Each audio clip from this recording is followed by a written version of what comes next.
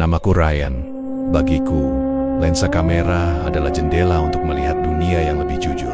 Namun, rencana pendakian ke Gunung Sumbing kali ini bukan sekadar urusan memotret pemandangan. Ini adalah janji yang kami ikat sejak bangku sekolah menengah atas. Aku, Bag, dan Rian, tiga sahabat yang percaya bahwa tidak ada tantangan yang terlalu besar jika dihadapi bersama. Pagi itu, udara di base camp Garung terasa seperti pelukan yang dingin namun menyegarkan. Matahari menyembul perlahan, mewarnai langit dengan gradasi oranye dan ungu yang dramatis. Aku memeriksa kembali ranselku, memastikan semua perlengkapan tersusun rapi. Tidak ada firasat buruk. Semuanya tampak sempurna. Bahkan terlalu sempurna untuk menjadi nyata. Lihat itu, puncaknya bersih sekali. Kita bakal dapat momen sunrise terbaik sepanjang sejarah. Seru Rian sambil memakai sepatu gunungnya dengan penuh semangat. Ia adalah nyawa dalam kelompok kami. Selalu punya cara untuk mencairkan suasana dengan tawa renyahnya. Di sisi lain, Bagus sedang sibuk mempelajari peta fisik dan kompas. Sebagai orang yang paling teliti di antara kami bertiga, dia adalah penunjuk arah yang bisa diandalkan. Cuaca diprediksi cerah sampai 3 hari ke depan. Kalau ritme jalan kita stabil, sebelum petang kita sudah bisa mendirikan tenda di tempat yang nyaman. Lapor Bagus sambil memberikan jempol padaku. Kami memulai langkah pertama dengan doa yang tulus. Jalan setapak di awal pendakian masih dikelilingi oleh ladang penduduk yang hijau dan asri. Bau tanah basah dan aroma sayuran segar memenuhi paru-paru kami. Sesekali, kami berpapasan dengan warga lokal yang memikul hasil bumi. Mereka tersenyum ramah, sebuah kehangatan yang hanya bisa ditemukan di tempat setinggi ini.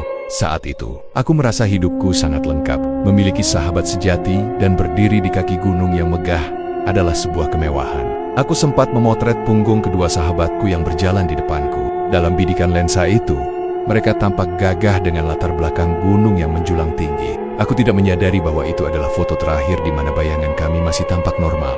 Perjalanan berlanjut, melewati batas ladang penduduk menuju gerbang hutan yang lebat. Pepohonan besar mulai memayungi jalan setapak, menciptakan lorong hijau yang panjang dan sunyi. Langkah kaki kami yang beradu dengan tanah kering, menciptakan irama yang teratur. Sesekali, suara burung gagak terdengar dari kejauhan, menambah kesan megah sekaligus misterius pada lereng Sumbing ini. 10 menit lagi kita sampai di pos 1, ucap Bagus, sambil melirik jam tangannya. Ia masih tampak segar. Begitu pula Rian yang sesekali bersiul mengikuti suara alam. Aku berada di posisi paling belakang, posisi favoritku, karena aku bisa menangkap momen-momen spontan melalui kameraku.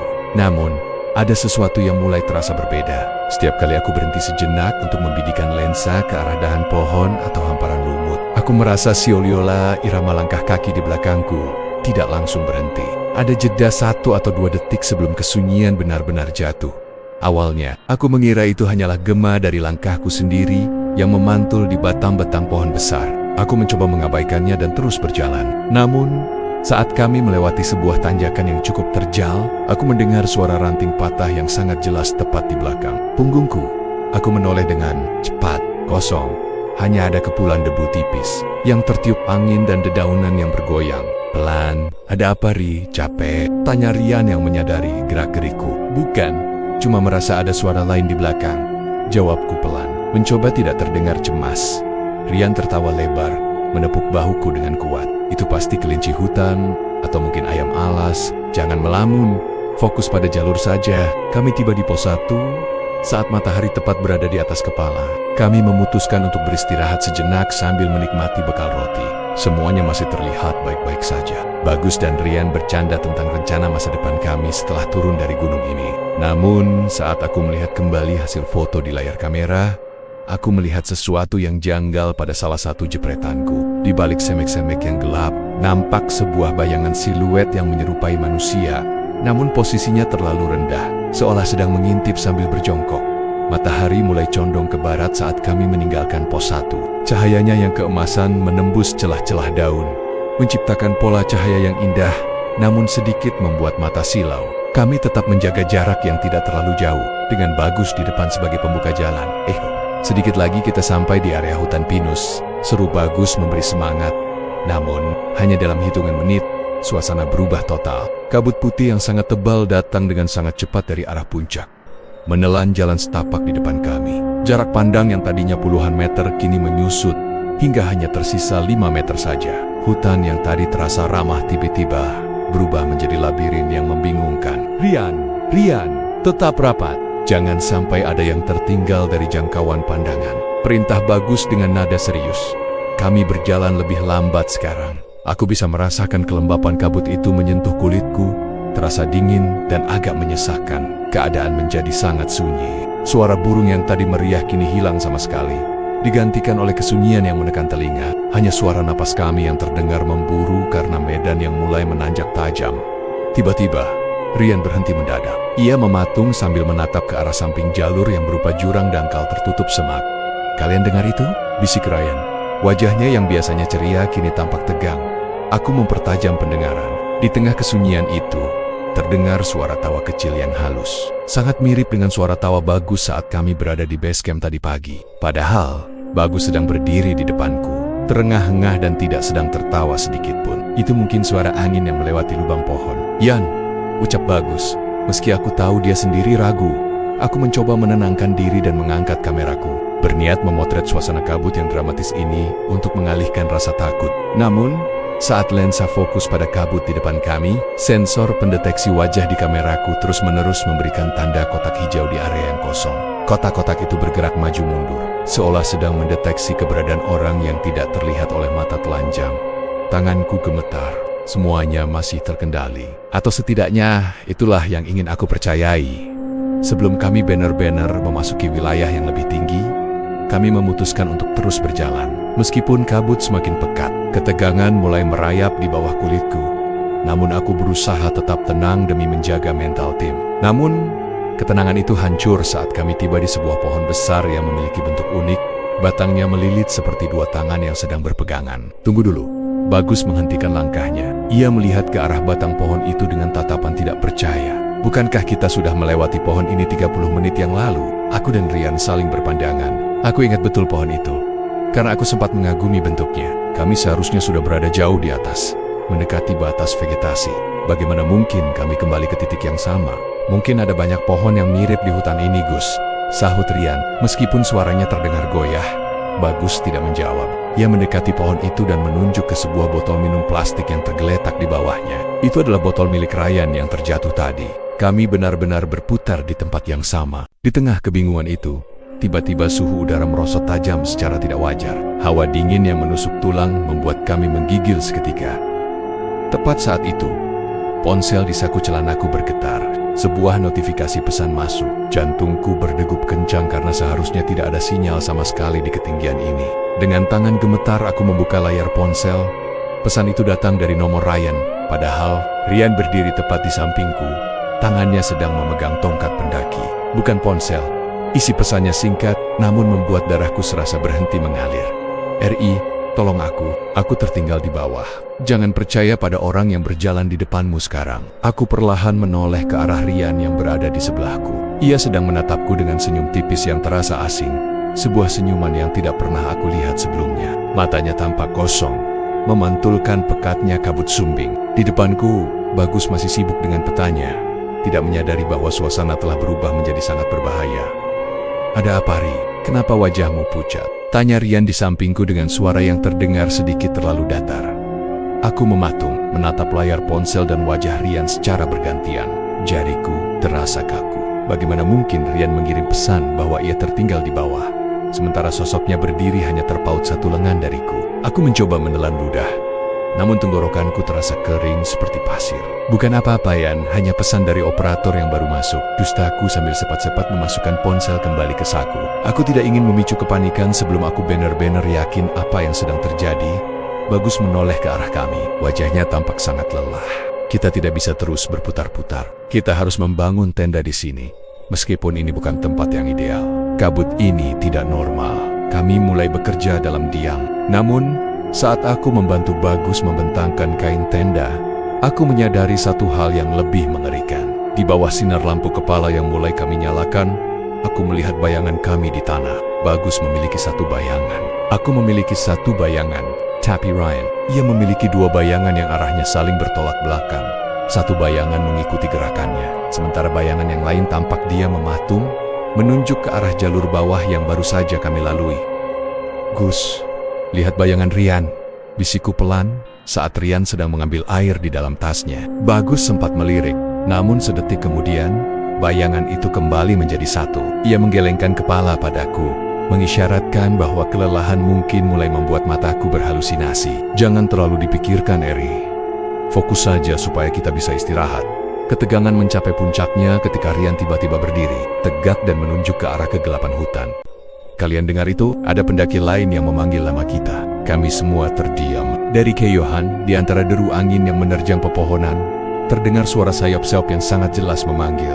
Bagus, Rian. Rian, tunggu aku. Suara itu sangat identik dengan suara Rian yang asli. Sosok Rian di depan kami pun mulai melangkah menuju sumber suara itu seolah terhipnotis.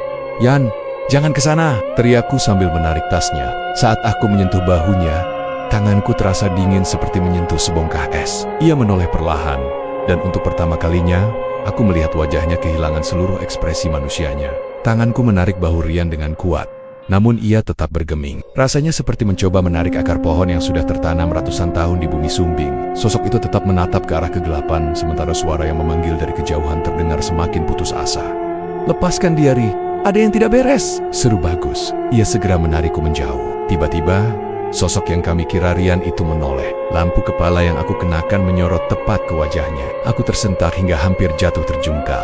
Wajah itu adalah wajah Rian, namun seolah-olah terbuat dari lilin yang mulai meleleh. Bentuk hidung dan matanya sedikit bergeser dari tempat yang seharusnya, menciptakan pemandangan yang sangat tidak wajar. Kenapa kalian tidak mau ikut? Di bawah sana hangat, ucap sosok itu. Suaranya bukan lagi suara Rian, melainkan perpaduan dari puluhan suara orang yang berbeda, tumpang tindih dalam satu nada yang parau. Tanpa peringatan, sosok itu berjalan mundur masuk ke dalam kabut dengan gerakan yang sangat kaku, seperti boneka yang digerakkan oleh tali. Ia menghilang dalam kegelapan, hanya dalam beberapa langkah. Kami berdua berdiri mematung, dikelilingi oleh kesunyian yang mencekam. Ri, jadi siapa yang selama ini berjalan di samping kita? Suara Bagus bergetar hebat. Ia memegang kompasnya, namun jarumnya berputar dengan liar tak tentu arah. Belum sempat aku menjawab, dari jalur bawah yang terjal, muncul cahaya lampu yang lemah.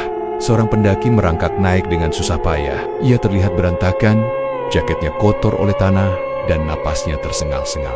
Saat ia mendekat ke arah cahaya kami, aku merasa jantungku berhenti berdetak. Itu adalah Rian yang asli. Kalian, kenapa meninggalkanku? Rian jatuh tersungkur di depan kami. Aku terjatuh di tanjakan tadi. Aku berteriak memanggil kalian, tapi kalian terus berjalan dengan orang itu. Aku dan Bagus segera menolongnya. Tubuh Rian yang ini terasa hangat, nyata, dan ia gemetar karena takut. Kami menyadari satu kenyataan pahit. Ada sesuatu di gunung ini yang telah memisahkan kami dan menyamar menjadi salah satu dari kami sejak kami melewati pos 1. Sekarang, dengan kondisi Rian yang lemah dan hari yang semakin gelap, kami bukan lagi mendaki untuk puncak, kami harus bertahan hidup. Kehadiran Rian yang asli membawa kelegaan sekaligus kengerian yang baru. Kami kini menyadari bahwa Gunung Sumbing sedang menguji lebih dari sekadar fisik kami. Bagus mencoba memeriksa peta di bawah cahaya lampu kepala yang mulai meredup. Namun garis-garis di atas kertas itu seolah menari dan berubah bentuk. Kita tidak mungkin lanjut ke atas, ucapku dengan tegas, mencoba mengambil kendali situasi. Prioritas utama adalah membawa Rian turun. Dia butuh perawatan dan kita harus keluar dari wilayah kabut ini sebelum tengah malam. Bagus mengangguk setuju. Meskipun wajahnya menyiratkan kecemasan yang mendalam, kami membantu Rian berdiri, memposisikannya di tengah agar ia tidak tertinggal lagi. Aku menetapkan tujuan, kembali ke pos 1 sebelum energi kami benar-benar habis. Namun, alam seolah memiliki rencana lain. Jalur yang tadi kami daki dengan jelas, kini seolah tertutup oleh jalinan akar yang tiba-tiba muncul di permukaan tanah.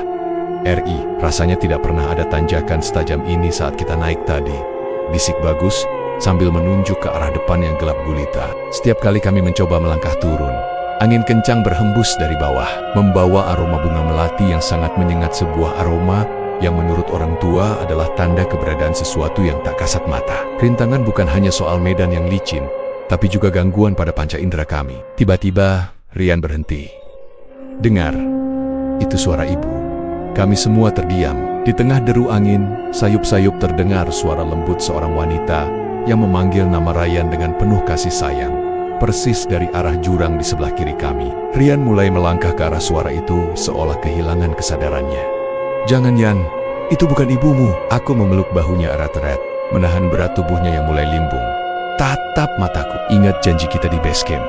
Kita pulang bersama-sama. Rintangan berat ini baru saja dimulai. Kami tidak hanya melawan gunung, tapi juga melawan kerinduan dan memori kami sendiri yang diputarbalikkan oleh kegelapan. Malam semakin larut, dan kabut seolah berubah menjadi dinding padat yang mengurung kami. Suara lembut yang memanggil nama Rian tadi perlahan menghilang, namun digantikan oleh orkestra suara yang lebih menyakitkan. Kali ini, giliran Bagus yang mendadak berhenti. Langkahnya gontai dan kompas di tangannya jatuh ke tanah tanpa ia sadari. "Gus, ada apa?" Aku bertanya dengan suara parau. "Ayah," bisik Bagus. Matanya menatap kosong ke arah deretan pohon pinus yang bergoyang tertiup angin. "Beliau bilang aku tidak pernah cukup baik. Beliau memanggilku untuk kembali dan membuktikan bahwa aku tidak akan tersesat lagi." Aku menyadari bahwa gunung ini sedang mengais bagian terdalam dari hati kami. Ia mencari celah berupa rasa bersalah, kegagalan, dan ketakutan yang kami sembunyikan rapat-rapat. Suara-suara itu bukan berasal dari telinga, melainkan bergema langsung di dalam kepala. Bagus, yang selalu menjadi logika dalam tim kami, kini justru menjadi yang paling rapuh karena beban ekspektasi yang ia pikul selama ini. "Itu hanya tipuan, Gus. Ayahmu ada di rumah, bukan di sini." Aku berteriak, berusaha memecah trans yang menyelimutinya. Namun, rintangan tidak berhenti di sana. Secara fisik, jalur di depan kami seolah menolak untuk dilalui. Setiap kali kami melangkah ke bawah, semak berduri seolah merapat, menutupi jalan setapak yang seharusnya ada. Kami terpaksa menebas dahan dengan tangan kosong, membuat jemari kami kaku dan lelah. Suara tawa kecil yang tadi kami dengar kini berubah menjadi isak tangis yang memilukan. Seolah ada ratusan orang yang sedang bersembunyi di balik pohon, meratapi nasib kami. Kita tidak boleh berhenti mendengarkan suara satu sama lain. Perintahku pada mereka berdua, "Bicara terus, ceritakan apa saja. Jangan biarkan kesunyian ini mengambil alih pikiran kalian." Kami mulai bercerita tentang hal-hal konyol di sekolah, tentang makanan kesukaan, hingga rencana pernikahan Rian yang akan datang. Kami menggunakan kote-kota sebagai perisai. Namun, rintangan berat berikutnya muncul. Sebuah jembatan kayu kecil yang tadi kami lewati dengan mudah, kini telah lenyap, menyisakan jurang lebar yang memisahkan kami dengan jalur pulang. Kegelapan di depan kami seolah menertawakan usaha kami. Jembatan kayu yang menjadi satu-satunya akses aman kini hilang, menyisakan kekosongan yang dalam. Di tengah keputusasaan itu, Rian tiba-tiba melepaskan pegangannya dari bahuku. Wajahnya yang pucat kini dipenuhi kemarahan yang meluap-luap. "Ini semua salahmu, Ri," teriak Rian. Suaranya pecah, bergema di antara tebing-tebing sunyi. "Kalau saja kamu tidak terobsesi mengambil foto-foto bodoh itu, kita tidak akan berjalan selambat ini. Kita seharusnya sudah sampai di bawah sebelum kabut ini mengunci kita." Aku tertegun. Kata-kata itu seperti hantaman keras di dadaku. "Yan, aku hanya ingin kita punya kenangan yang bagus. Aku tidak tahu akan jadi seperti ini." "Kenangan? Lihat kita sekarang. Kita bahkan mungkin tidak punya masa depan untuk melihat foto-foto itu." Rian terus menyudutkanku. Keputusasaan telah mengubah sahabatku yang ceria menjadi sosok yang penuh duri. Ia mulai menyalahkan setiap keputusanku, mulai dari pemilihan jalur hingga waktu istirahat yang kami ambil. Bagus mencoba menengahi dengan suara lemah, namun Rian justru semakin emosional. Ia menunjuk ke arah jalur setapak yang curam dan tidak resmi di sebelah kanan. "Aku akan lewat sana. Aku yakin itu jalan pintas. Aku tidak mau lagi mengikuti arahanmu yang hanya membuat kita berputar-putar." "Jangan, Yan. Itu jalur mati," cegahku. Aku mencoba menarik tangannya, namun ia menepisnya dengan kasar. Ego dan rasa takut kini menjadi musuh yang lebih nyata daripada makhluk tak kasat mata di hutan ini. Persahabatan kami yang selama 10 tahun terlihat kokoh, kini tampak retak di bawah tekanan Gunung Sumbing. Rian bersikeras bahwa ia bisa menemukan jalan keluar sendiri. Sementara aku tahu bahwa berpisah dalam kondisi seperti ini adalah hukuman mati. Di tengah pertengkaran kami, sebuah bayangan besar melintas dengan cepat di atas kepala kami, mematikan lampu kepala Rian dalam sekejap. Dalam kegelapan total itu, Rian berteriak ketakutan. Keraguannya padaku mendadak berubah menjadi horor yang murni. Teriakan Rian terputus oleh kesunyian yang mencekam. Dalam kegelapan total, aku segera menyalakan lampu kepalaku ke arah suara itu. Rian terduduk bersandar pada batang pohon. Tubuhnya gemetar hebat, sementara tangannya menutupi telinga. Ternyata, ia tidak terluka secara fisik. Namun mentalnya telah mencapai batas terakhir. "Cukup, Yan. Maafkan aku," bisikku sambil mendekat dan memeluk bahunya. Aku membuang Jojo rasa tersinggungku atas ucapannya tadi. Di tempat setinggi ini, ego adalah beban yang paling berat. Kami kini berada di sebuah lembah dangkal yang terisolasi. Sinyal ponsel tetap nihil, dan kompas Bagus masih berputar seperti gasing. Kami terjebak dalam apa yang sering disebut pendaki sebagai ruang hampa. Di sini, waktu seolah berhenti, dan arah mata angin kehilangan maknanya. "Kita harus bertahan di sini sampai fajar," ucap Bagus dengan suara yang lebih stabil. Sebagai ahli peta, dia menyadari bahwa memaksa berjalan dalam kondisi emosional dan gelap total hanya akan membawa kami ke jurang yang lebih dalam. Aku menetapkan tujuan baru, membangun benteng mental. Kami duduk melingkar, saling berpegangan tangan. Aku meminta mereka untuk tidak menutup mata. Kami mulai berbagi cerita tentang hal-hal terkecil yang kami syukuri dalam hidup. Bagus menceritakan tentang masakan ibunya, dan Rian, dengan sisa-sisa kekuatannya, mulai meminta maaf atas kemarahannya tadi. Namun, rintangan belum berakhir. Lembah ini mulai dipenuhi oleh suara-suara aneh, bukan lagi suara manusia, melainkan suara gesekan kayu yang menyerupai bisikan ribuan mulut. Pohon-pohon di sekitar kami seolah bergerak mendekat setiap kali kami berkedip. Cahaya lampu kepala kami mulai meredup, menandakan baterai yang hampir habis. Jangan fokus pada apa yang terlihat di luar lingkaran kita. Pesanku pada mereka, fokus pada kehangatan tangan sahabat di sebelahmu. Di tengah isolasi lembah sunyi ini, aku menyadari bahwa tujuan kami bukan lagi mencapai garis finish di bawah, melainkan menjaga agar api persahabatan ini tidak padam oleh dinginnya malam. Kami harus menjaga satu sama lain tetap terjaga, karena di lembah ini, tidur berarti menyerah pada bisikan gunung. Fajar yang kami tunggu tidak kunjung datang. Padahal, menurut jam di pergelangan tanganku, seharusnya matahari sudah mulai mengintip dari balik cakrawala. Namun, di lembah ini, langit tetap berwarna kelabu pekat, tertutup oleh awan yang seolah berhenti bergerak. Kami mencoba bangkit dengan sisa tenaga yang ada, berniat mencari kembali jalur pendakian yang hilang. Bagus mencoba membentangkan petanya sekali lagi. Namun, sesuatu yang mustahil terjadi. Garis-garis jalur di atas kertas itu perlahan memudar, seolah tinta itu menguap terkena hawa dingin. Yang tersisa hanyalah kertas putih kosong yang tidak berguna. Petanya hilang, Ri. Jalurnya tidak ada lagi. Suara Bagus terdengar hancur. Ia menjatuhkan kertas itu ke tanah. Kebanggaan dan pegangannya sebagai penunjuk arah kini musnah total. Kami mencoba berjalan ke arah yang kami yakini sebagai jalur turun. Namun, setelah berjalan selama hampir 1 jam dengan kaki yang perih, kami kembali menemukan botol minum Ryan yang terjatuh. Kami kembali ke titik yang sama untuk ketiga kalinya. Usaha kami untuk menggunakan logika, kompas, dan tanda-tanda alam, semuanya menemui jalan buntu. Gunung ini tidak mau kita pulang, bisik Rian. Ia terduduk di atas akar pohon yang besar. Wajahnya mencerminkan keputusasaan yang mendalam. Ia mulai kehilangan motivasi untuk sekadar berdiri. Aku mencoba mencari tanda lain. Namun setiap pohon pinus di sekitar kami kini tampak identik. Tidak ada suara burung, tidak ada arah angin yang konsisten. Rasanya seolah-olah kami telah dikeluarkan dari dunia nyata dan dimasukkan ke dalam sebuah ruang kedap udara yang tidak memiliki pintu keluar. Senter kami semakin meredup, mengeluarkan cahaya kuning yang sekarat. Segala pengetahuan pendakian yang kami pelajari selama bertahan-tahan seolah tidak berlaku di sini. Kami terjebak dalam lingkaran tanpa akhir, di mana setiap usaha untuk melarikan diri hanya membawa kami kembali ke pusat ketakutan kami sendiri. Kami benar-benar berada di titik nol. Kegagalan demi kegagalan mulai merusak kewarasanku. Sebagai seorang fotografer, aku terbiasa mempercayai apa yang kulihat melalui lensa. Namun di tempat ini, mataku sendiri mulai mengkhianatiku. Kami menemukan sebuah genangan air kecil di antara celah bebatuan, sisa hujan yang tertangkap di cekungan lembah. Aku berlutut untuk membasuh wajah, berharap kesegaran air bisa menjernihkan pikiranku. Namun, saat aku menatap permukaan air yang tenang itu, jantungku seolah berhenti berdetak di dalam pantulan air. Aku tidak melihat wajahku yang kelelahan. Aku melihat diriku sendiri, namun dengan ekspresi yang sangat menyeramkan. Sosok di dalam air itu sedang tersenyum lebar, menatapku dengan tatapan penuh kemenangan, sementara aku yang asli sedang dalam kondisi ketakutan. "Eri, kamu kenapa?" Suara Bagus terdengar jauh, seolah-olah dia berada di ujung lorong yang sangat panjang. Aku mundur menjauh dari genangan air itu dengan napas yang tersengal. Aku melihat ke arah Bagus dan Rian. Mereka tampak biasa saja, namun di mataku, bayangan mereka kini bergerak secara mandiri. Bayangan Bagus tampak sedang mencekik bayangannya sendiri, sementara bayangan Rian sedang menanjuk-nanjuk ke arahku dengan jari yang sangat panjang. "Jangan lihat bayangannya, jangan lihat pantulannya!" teriakku sambil menutup mataku dengan telapak tangan. Dunia di sekitarku mulai terasa goyah. Aku mulai meragukan apakah kedua orang di depanku ini benar-benar sahabatku, atau hanya proyeksi dari pikiranku yang sudah hancur. Suara bisikan kembali terdengar. Kali ini bukan memanggil nama, melainkan membisikkan kegagalan-kegagalanku di masa lalu. Tentang semua janji yang belum kupenuhi, tentang semua orang yang pernah mengecewakanku. Aku merasa diriku mulai terbelah.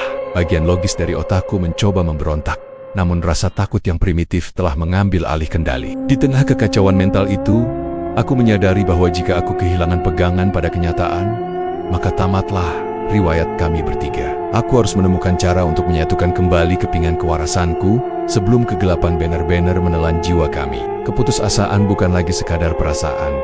Ia telah menjelma menjadi beban fisik yang membuat kaki kami terasa seberat timah. Kami terduduk melingkar di tengah lembah, sementara lampu kepala milik Bagus akhirnya berkedip 2 kali, lalu mati total. Kini, satu-satunya sumber cahaya yang tersisa hanyalah lampu kepalaku yang cahayanya sudah menguning dan mulai meredup. Aku sudah tidak kuat lagi, Ri.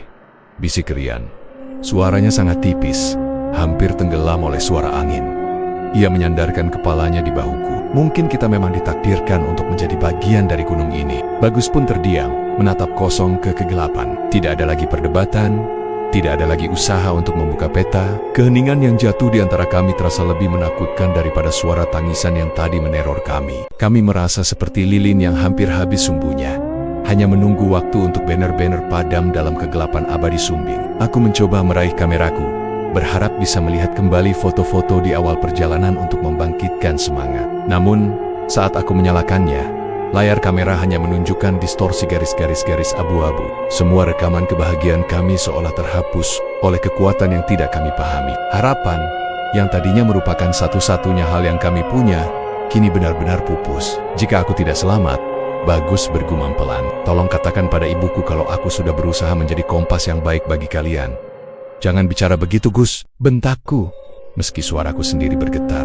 Tiba-tiba, suhu di sekitar kami turun drastis, hingga napas kami mengeluarkan uap putih yang tebal. Di dalam kabut, aku melihat belasan pasang mata yang bersinar redup mulai mengepung lingkaran kami. Mereka tidak mendekat, hanya berdiri diam di batas cahaya lampu kepalaku yang sekarat. Mereka seolah sedang menunggu cahaya terakhir kami padam sebelum mereka mengambil alih segalanya. Kami terjepit di antara fisik yang rontok dan harapan yang mati. Cahaya dari lampu kepalaku berdenyut lemah, persis seperti detak jantung yang hampir berhenti. Mata-mata di kegelapan itu semakin rapat sioliola. Mereka adalah tembok yang perlahan menjepit kami. Aku menatap kedua sahabat. Mereka sudah tidak memiliki kekuatan lagi untuk sekadar berdiri. Hanya tersisa satu cara, bisikku. Suaraku terdengar asing di telingaku sendiri. Aku teringat ucapan pendaki senior di base camp tentang meninggalkan beban agar jiwa bisa meluncur bebas. Selama ini, aku menyadari bahwa kami terikat pada gunung ini bukan hanya oleh kabut, tetapi oleh keterikatan kami pada benda-benda dan ego yang kami bawa. Aku mengambil keputusan yang paling sulit dalam hidupku. Aku mengeluarkan kamera kesayanganku, alat yang selama 5 tahun ini menjadi mataku, penghasilanku, dan harta paling berhargaku. Aku juga meminta Bagus menyerahkan jam tangan warisan ayahnya, dan Rian melepaskan jaket merah kesayangannya yang selalu ia banggakan. Kita harus meninggalkan semua ini, kataku tegas. Eri, itu kameramu. Kamu menabung bertahan-tahan untuk itu. Rian membelalakan mata.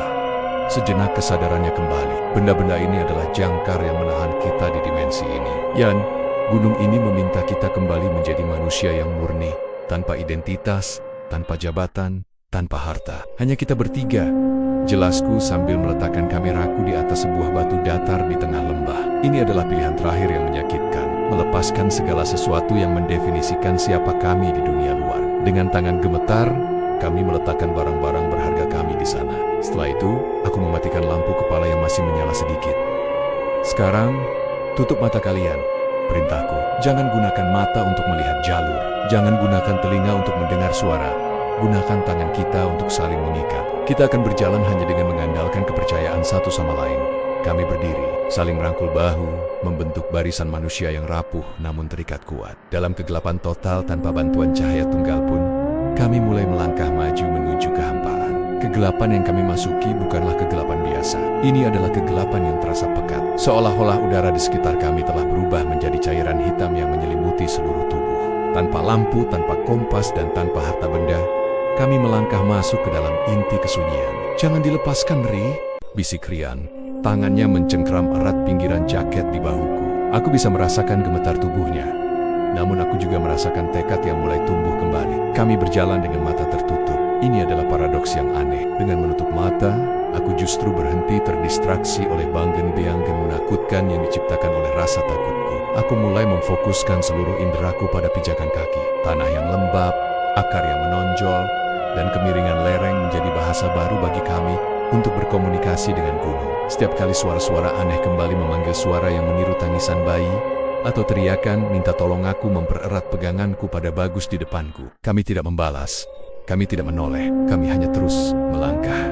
Rasakan detak jantung sahabat di depanmu, bisikku pelan, lebih kepada diriku sendiri. Tiba-tiba, aku merasakan perubahan suhu. Hawa dingin yang menusuk perlahan berganti menjadi hembusan angin yang lebih hangat. Bau melati yang mencekam tadi kini memudar, digantikan oleh aroma samar pinus dan tanah yang lebih akrab. Langkah kami tidak lagi terasa berat seperti ditarik oleh beban tak kasat mata. Gus, jangan berhenti. Aku menyemangati Bagus yang mulai melambat. Aku merasakannya, Ri. Suara Bagus terdengar lebih jernih. Tanahnya tidak lagi berputar. Jalur ini terasa seperti jalur yang benar. Kami terus berjalan dalam kegelapan total itu selama waktu yang terasa seperti selamanya. Kami tidak lagi peduli pada waktu. Kami hanya peduli pada langkah berikutnya. Kepercayaan kami satu sama lain telah menjadi satu-satunya cahaya yang tidak bisa dipadamkan oleh kegelapan sumbing. Langkah kami masih terjaga dalam irama yang sama. Meski mata kami terpejam, indera pendengaran kami perlahan mulai menangkap sesuatu yang berbeda. Bukan lagi bisikan parau atau tawa yang menyayat, melainkan sebuah suara yang sangat jauh, namun sangat akrab di telinga setiap pendaki. Gluk, gluk, gluk. Suara ketukan tongkat pendaki yang beradu dengan batu. Kalian dengar itu? Bisik Ryan. Pegangannya pada bahuku semakin menguat. Aku mengangguk, meski ia tidak bisa melihatnya. Kami tidak berani membuka mata dulu. Khawatir semua ini hanyalah fata morgana lain yang diciptakan oleh kabut sumbing untuk menjebak kami kembali. Lalu, terdengar suara lain. Suara sayup-sayup azan subuh yang terbawa angin dari kaki gunung. Suara itu begitu jernih, menembus dinding kegelapan yang selama berjam-jam mengurung kami. Air mata mulai mengalir di pipiku tanpa bisa kubendung. Itu adalah suara kehidupan, suara dunia yang nyata. Buka mata kalian pelan-pelan, instruksiku dengan suara serak. Saat kelopak mataku terbuka, pemandangan di depan kami membuat kami jatuh terduduk. Kami tidak lagi berada di lembah sunyi yang mencekam. Kami berada tepat di depan papan kayu yang bertuliskan Pos 1, PON Jowati. Cahaya fajar yang sesungguhnya mulai merekah di ufuk timur, menyapu siku sesesa kabut kelabu dengan warna emas yang hangat. Hutan di sekitar kami kembali menjadi hutan yang normal. Tidak ada lagi pohon yang bergerak, tidak ada lagi mata yang mengintip dari balik semak. Di depan kami, beberapa pendaki lain yang baru saja memulai perjalanan dari bawah menatap kami dengan bingung. Mas, kalian baik-baik saja? Kenapa tidak bawa tas sama sekali? Tanya salah satu dari mereka. Kami bertiga hanya bisa saling pandang lalu berpelukan erat sambil menangis terseduh-seduh. Kami telah kehilangan kamera, jam tangan, dan perlengkapan mahal lainnya. Namun, saat melihat matahari yang benar-benar terbit, kami sadar bahwa kami baru saja mendapatkan kembali sesuatu yang jauh lebih berharga. Nyawa dan persahabatan kami. Langkah kaki kami saat menuruni jalur dari pos 1 terasa sangat ringan. Meski telapak kaki kami lecet dan tubuh kami gemetar karena kelelahan yang luar biasa. Pendaki-pendaki yang baru naik sesekali menawarkan air minum atau makanan. Melihat kondisi kami yang hanya membawa raga tanpa peralatan apapun, kami menerima setiap tegukan air dengan rasa syukur yang tak terlukiskan. Seolah itu adalah air paling nikmat yang pernah kami rasakan. Saat gapura basecamp Garung terlihat di kejauhan, Rian tiba-tiba berhenti dan bersujud di atas tanah. Ia menangis terseduh-seduh sambil mencium bau tanah yang kini terasa begitu ramah. Bagus menyandarkan tubuhnya di tiang gerbang. Wajahnya yang pucat kini mulai merona terkena hangatnya sinar matahari pagi yang jernih. Kami disambut oleh petugas basecamp yang tampak cemas. Kalian rombongan Rian kan? Kami baru saja mau mengirim tim pencari, karena kalian tidak kembali sesuai jadwal kemarin sore. Aku mengangguk lemah. Kami terjebak kabut, Pak. Maaf sudah membuat khawatir. Saat kami beristirahat di teras basecamp sambil menyeruput teh hangat, seorang warga lokal mendekat ke arah kami.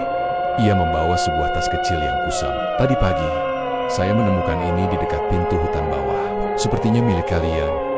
Jantungku berdegup kencang saat ia membuka tas itu. Di dalamnya ada kameraku, jam tangan Bagus, dan jaket merah Rian. Semuanya dalam kondisi bersih, seolah-olah baru saja diletakkan di sana dengan sengaja. Padahal, aku ingat betul telah meninggalkan benda-benda itu di atas batu datar di tengah lembah yang jaraknya berjam-jam dari sini. Aku menyentuh badan kameraku. Dingin, namun terasa nyata. Tidak ada lagi garis-garis distorsi di layarnya. Foto-foto persahabatan kami di awal pendakian masih ada di sana, tersimpan dengan aman. Gunung ini mengembalikan apa yang kita relakan, Ri. Bisik Bagus sambil menerima kembali jam tangannya. Kami menyadari satu keajaiban kecil. Ketika kami memilih untuk melepaskan segalanya demi keselamatan bersama, alam justru menjaga harta kami dan mengembalikannya saat kami sudah belajar apa yang paling berharga dalam hidup. 1 minggu telah berlalu sejak kaki kami kembali menginjak lantai rumah. Suasana hiruk-pikuk kota yang biasanya membuatku pening, kini terasa seperti melodi yang indah. Aku duduk di ruang tamu rumahku, sementara Bagus dan Rian duduk di sofa seberang. Di atas meja kayu, kameraku tergeletak tenang, di samping 3 cangkir kopi yang uapnya masih mengepul. Kami menghabiskan waktu berjam-jam hanya untuk diam, menikmati suara detak jam dinding dan bising kendaraan di luar sana. Kesunyian tidak lagi menakutkan bagi kami. Tahu tidak, Eri? Rian memecah keheningan sambil memutar-mutar cangkir kopinya. Setiap kali aku menutup mata untuk tidur, aku tidak lagi mendengar suara-suara aneh itu. Aku justru mendengar suara langkah kaki kita yang serempak saat berjalan di kegelapan tanpa lampu. Bagus mengangguk setuju. Aku baru menyadari, selama ini aku terlalu terobsesi menjadi kompas bagi orang lain, sampai aku lupa bagaimana cara mempercayai diriku sendiri. Di Sumbing kemarin, saat peta itu hilang, aku justru menemukan arah yang sebenarnya. Aku meraih kameraku dan mulai menggeser hasil foto-foto pendakian itu ke layar televisi agar bisa kami lihat bersama. Kami melihat foto-foto di awal perjalanan saat kami masih tertawa di ladang penduduk, saat Bagus sibuk dengan petanya, dan saat Ryan berpose konyol dengan jaket merahnya. Kami tidak banyak bicara saat melihat foto-foto itu. Ada rasa haru yang menyesak di dada. Foto-foto itu bukan lagi sekadar pajangan di media sosial, melainkan bukti otentik bahwa kami adalah penyintas. Kami telah melewati ujian yang tidak semua orang bisa pahami. Gunung itu tidak jahat, ucapku pelan. Dia hanya seperti cermin yang sangat besar. Dia memantulkan apa yang kita bawa di dalam hati. Kalau kita bawa ego, dia akan membalas dengan kesombongan alam. Kalau kita bawa ketulusan, dia akan menunjukkan jalan pulang. Malam itu, kami belajar bahwa trauma tidak harus selalu disembuhkan dengan melupakan. Kadang, trauma disembuhkan dengan cara dibicarakan bersama orang-orang yang ada di sana saat kejadian itu berlangsung. Kami saling menjaga. Bahkan setelah pendakian itu berakhir, pengalaman di Sumbing mengubah cara kami menjalani hidup sehari-hari. Perubahan itu tidak terjadi secara drastis dalam semalam, melainkan merayap perlahan dalam hal-hal kecil. Aku, yang biasanya terobsesi menangkap setiap momen demi estetika dan validasi di media sosial, kini seringkali sengaja meninggalkan kamera di tas. Aku belajar untuk memotret dengan mata dan menyimpannya di dalam hati. Aku menyadari bahwa momen paling berharga seringkali terjadi saat kita tidak sibuk membidik lensa, melainkan saat kita benar-benar hadir di sana. Bagus menjadi pribadi yang jauh lebih tenang. Ia tidak lagi stres berlebihan jika rencana kerjanya meleset dari jadwal. Hidup ini bukan tentang garis lurus di atas peta, Ri, katanya suatu hari saat kami makan siang bersama. Ia belajar untuk menerima ketidakpastian sebagai bagian dari perjalanan, sebuah pelajaran berharga dari kompas yang berputar liar di lembah sunyi itu. Rian, yang dulu paling penakut jika sendirian, kini menjadi relawan di organisasi pencinta alam. Ia sering berbagi cerita kepada pendaki pemula bukan untuk menakut-nakuti, tapi untuk mengingatkan mereka tentang pentingnya mentalitas tim dan kerendahan hati di hadapan alam. Ia tidak lagi memakai jaket merahnya sebagai simbol kebanggaan, tapi sebagai pengingat akan kehangatan sahabat yang menyelamatkannya. 1 bulan setelah kejadian itu, aku mencetak salah satu foto yang sempat aku ambil sebelum kabut turun. Bukan foto pemandangan puncak yang megah, melainkan foto bayangan kami bertiga yang memanjang di jalur pendakian. Di bawah foto itu, aku menuliskan sebuah catatan kecil. Terkadang, kamu harus tersesat untuk banner-banner ditemukan. Kami masih sering berkumpul, namun kami tidak lagi merencanakan pendakian gunung yang ekstrem dalam waktu dekat. Bagi kami, setiap hari di dunia nyata sudah merupakan sebuah pendakian. Dan sekarang, kami tahu persis siapa yang akan kami pegang tangannya jika kabut tiba-tiba datang menyelimuti hidup kami. 1 tahun berlalu sejak malam di mana waktu seolah berhenti di lambung Gunung Sumbing. Sore ini, kami bertiga kembali berkumpul, bukan di kaki gunung, melainkan di sebuah bukit kecil di pinggiran kota untuk melihat matahari terbenam. Angin berhembus pelan, membawa harum rumput basah yang mengingatkan kami pada awal perjalanan itu. Kalian masih ingat rasa dinginnya? Tanya Rian sambil tersenyum tipis. Ia kini tampak lebih dewasa, sorot matanya tak lagi penuh keraguan. Dinginnya mungkin hilang dari kulit kita, Yan, tapi pelajaran dingin itu sudah menetap di sini, jawab Bagus sambil menepuk dadanya. Aku mengeluarkan sebuah album foto fisik yang baru saja selesai kususun. Di halaman terakhir, tidak ada foto pemandangan. Hanya ada selembar kertas kosong dengan tulisan tangan kami bertiga. Kami menyebutnya sebagai prasasti tak kasat mata. Kami menyadari bahwa pendakian itu bukanlah tentang menaklukkan puncak setinggi $3,37 $1 mdpl, melainkan tentang menaklukkan kegelapan yang ada di dalam diri kami masing-masing. Gunung Sumbing tidak pernah bermaksud mencelakai kami. Ia hanya menyediakan panggung bagi kami untuk melihat siapa kami sebenarnya saat semua atribut duniawi, kamera, jam tangan, jaket mahal, dan ego dilepaskan. Kisah kami mungkin tidak akan pernah tertulis di berita utama atau menjadi legenda besar bagi pendaki lain. Namun, bagi kami bertiga, rahasia yang tertinggal di lembah sunyi itu adalah ikatan suci yang tidak akan pernah putus oleh ruang dan waktu. Kami pulang bukan sebagai pemenang atas alam, melainkan sebagai manusia yang akhirnya mengerti arti kata bersama. Matahari perlahan tenggelam di ufuk barat, memancarkan warna jingga yang serupa dengan cahaya yang kami lihat saat keluar dari pos 1 waktu itu. Kami saling merangkul bahu, menatap langit luas dengan rasa syukur yang mendalam. Gunung tetap berdiri tegak di sana, diam dan penuh rahasia. Dan kami di sini menjalani hidup dengan cara yang baru. Karena pada akhirnya, perjalanan yang paling jauh bukanlah menuju puncak gunung, melainkan perjalanan pulang menuju diri sendiri melalui hati para sahabat. Tamat, terima kasih telah mengikuti perjalanan Rian, Bagus, dan Rian hingga akhir. Apakah ada bagian dari cerita ini yang paling berkesan bagi Anda? Atau Anda ingin saya membuatkan ringkasan pesan moral dari kisah ini?